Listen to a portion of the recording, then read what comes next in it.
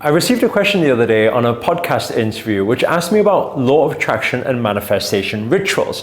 And I was thinking there's so many weird and wonderful things that I've done through time, but I've thought of 5 rituals that will completely blow your mind because it's created crazy extortionate results in my personal journey, whether it be in relationships or with wealth and finance and success. It's all worked. So I want to share these 5 strange, weird, wonderful rituals with you that will blow your mind. We're going to dive deep into it, but before we get into it, show reel. Hit it.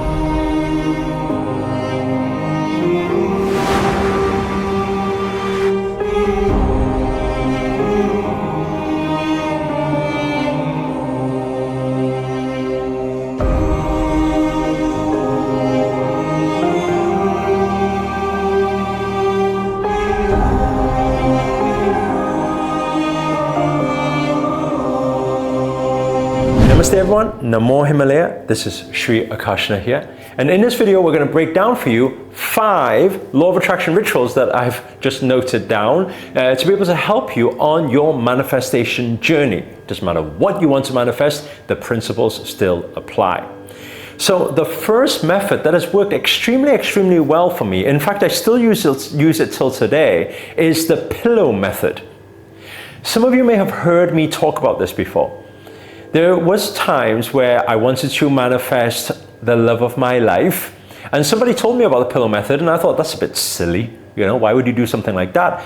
But I did it anyway because the person said to me, "You have nothing to lose by doing it, so why not give it a shot?" So I thought, okay, let's give it a shot, and it was crazy. Like, I manifested her like instantly, so fast that I maybe didn't even feel I was ready at the time, right? And so what is the pillow method?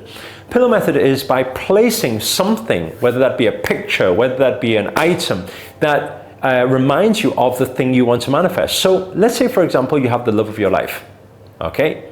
You have a picture of her. Print out that picture. I know we don't do that often these days, but print out the picture, get it developed, okay? And then look at it. So every time before you sleep, what you'll do is you'll look at the thing, the picture, okay? Or it could be a house, it could be a car, it could be a yacht, it could be whatever it is you want to manifest, right? It could be a new job, right? You look at it, okay? You get tired over it. You take the picture, place it under your pillow, and you sleep on it. Literally, sleep on it. But the thing is, what happens while you're sleeping, your subconscious still continues to function.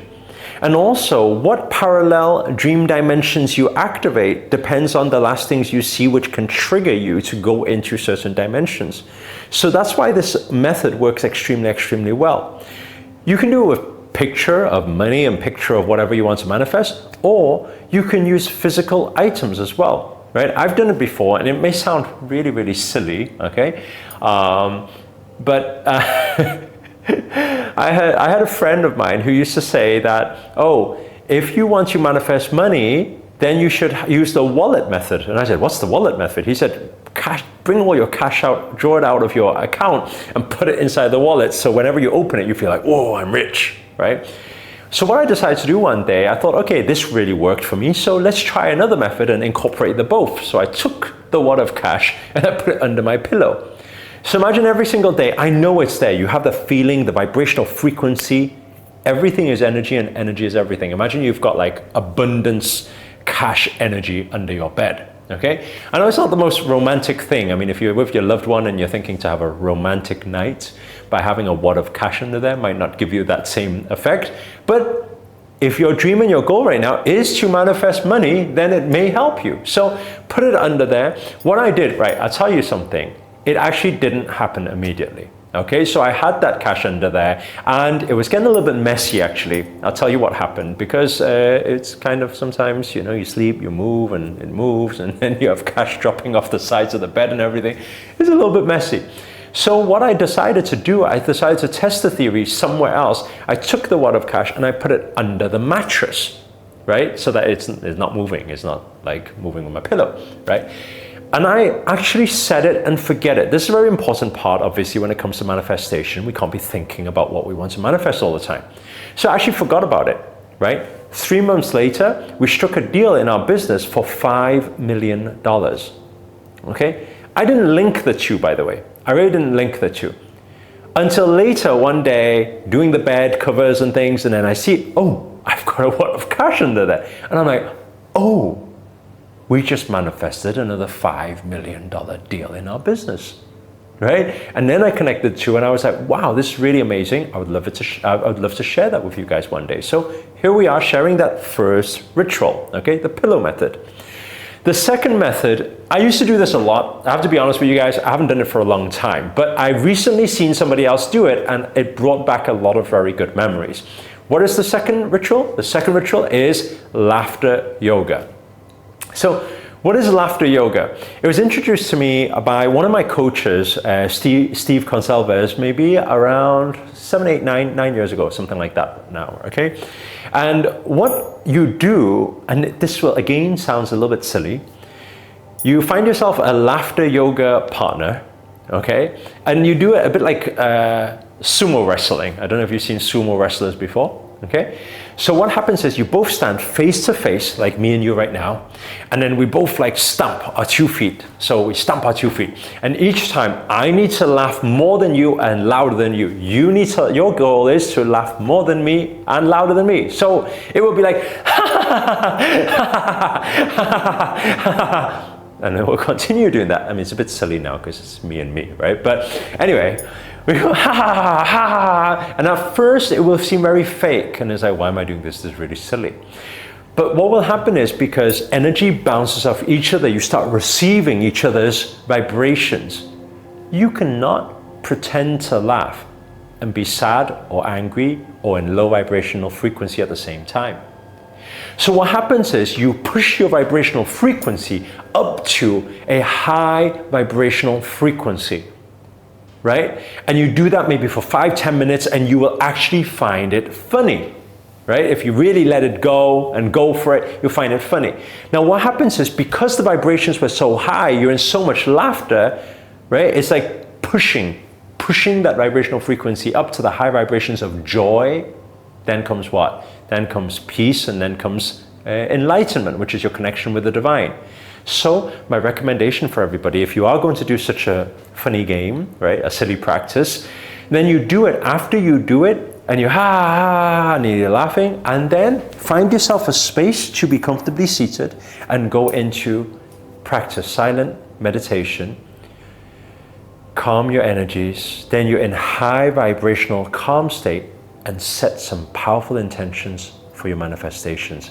That will be optimal time to set intentions, okay? So that's the second thing, laughter yoga. The third thing is fire breath. I'm sure many of you have done some of our yoga classes before. Whenever we do yoga classes, it's a kind of a breath work that we use quite a lot, okay? This is a ritual that I do pretty much every day actually, right? And what is fire breath? Fire breath is the breath out. So it will look a little bit like this.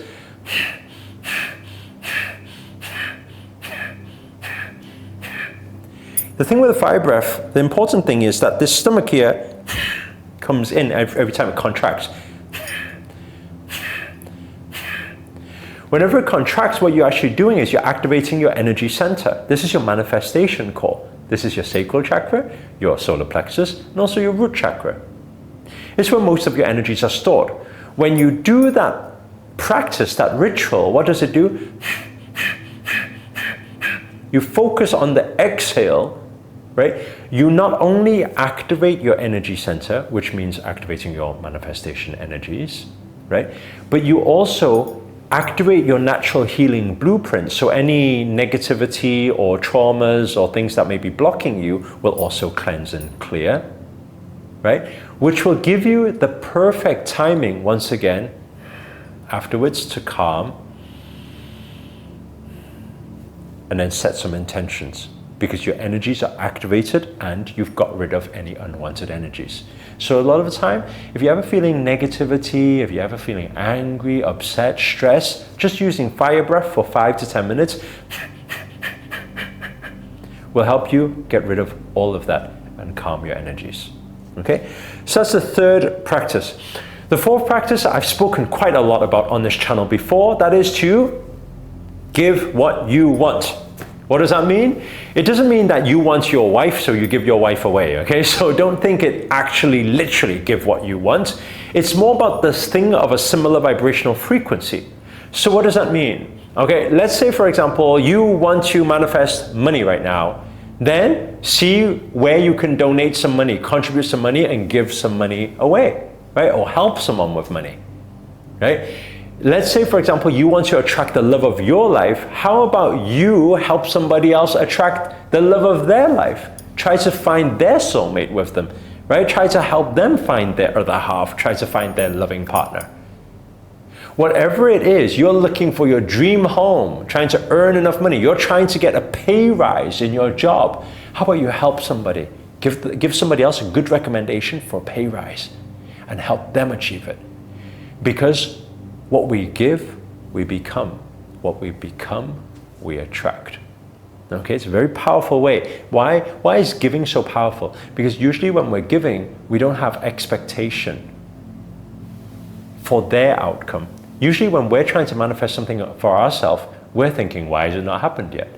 When we're just helping other people achieve it, we don't really think that. So what happens? You set it and you naturally let go of any expectations. You become it, and the universe ends up delivering, not just for them, but also for you. Okay? And the fifth and final practice, this is probably one of my favorite practices of all, is something that was passed on to me by my spiritual master when we were up in the Himalayas during my initiation time. And this is called the Infinity Walk. So, how the Infinity Walk works is like this. If you walk in a figure of 8, allow yourself on grassland, in nature, walk in a figure of 8. So maybe around 6 meters wide, you're walking in a figure of 8. Okay, a lot of yogis and monks back in the day used to do this practice a lot. What that does is when you walk in a figure of 8, right, it opens up the infinity portal. This is your abundance portal. So this walk, which we also call in our lineage the Siddha walk, right, which is passed on to me by Himalayan Siddha Aksha.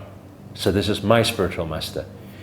How to do this walk? When you do this walk, you do it just freely. Just allow yourself just to be free. Don't think of anything. Just walk, walk, walk, walk, walk. We can walk this for 10 minutes. We can walk this for 20 minutes. We can walk this for 30 minutes. We can walk this for an hour. Just doing this walk, what it does is it opens up the vortex for you to tap into the infinite abundance of the universe. This walk doesn't require you to set any intentions. This walk connects you with the divine energy, with the universe. And naturally, what is supposed to pour through your container, your vessel at the time, depending on the capacity of your vessel, it will pour through. And you will start seeing a lot of things manifest in your life just by practicing this walk. Practice it whenever you want. You can do it daily, you can do it once a week, you can do it once a month. Very powerful walk, right? This is something that was passed on to me, and I passed on to many of our 108 Circle members as well. So those of you who are part of 108 Circle member, we can do this together in our next live training. Other than that, that's the 5 weird and wonderful, strange and exciting manifestation rituals that you can get practicing today. Please do save this video, so when you do any of the practices and you get some results, do come back to share your manifestation success story. We always love to hear a success story, and it helps empower more people, right? Give to more people, contribute to the world to help more people on their law of attraction and manifestation journey. If you enjoyed this video, please do hit the thumbs up if you got anything out of it whatsoever. Also, let us know inside the comments where you guys have tuned in from. That's always nice to know.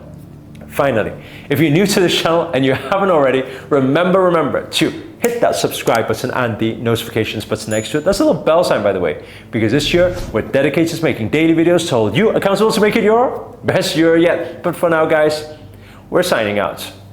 Namaste. Namo Himalaya.